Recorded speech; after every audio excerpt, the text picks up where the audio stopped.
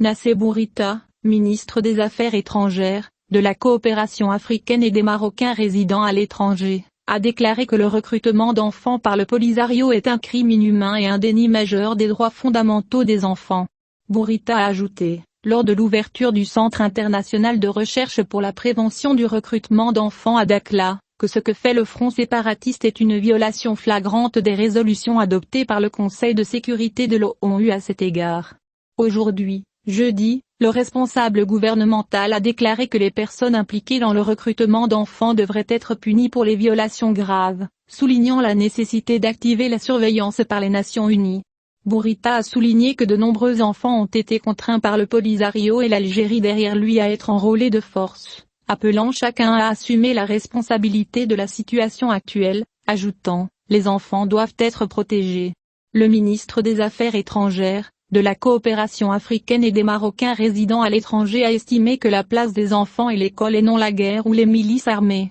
soulignant que les problèmes de recrutement d'enfants ne sont ni marginaux ni détaillés, soulignant la nécessité de renforcer les efforts pour les surmonter. Le même orateur a noté que le Maroc était sincère dans sa croyance en la cause, pointant la nécessité d'être conscient du sort des enfants soldats, et a ajouté, il faut aussi connaître les raisons qui alimentent la poursuite de ce phénomène. Le responsable gouvernemental a estimé que l'accueil par Dakhla du Centre international de recherche pour la prévention du recrutement d'enfants était important, rappelant la ratification par le Maroc de plusieurs accords dans le domaine de la protection de l'enfance. L'ouverture du centre intervient en marge d'une visite de Nassé Bourita, ministre des Affaires étrangères du Maroc, accompagné du Premier ministre du Commonwealth de la Dominique, Roosevelt Skerry, pour inaugurer le consulat des pays de la Caraïbe orientale. Le nombre de consulats qui ont ouvert au Sahara a atteint 19 à ce jour, et ils appartiennent à divers pays asiatiques, africains et arabes. Pendant ce temps, la diplomatie marocaine parie toujours sur l'interaction de pays plus amis.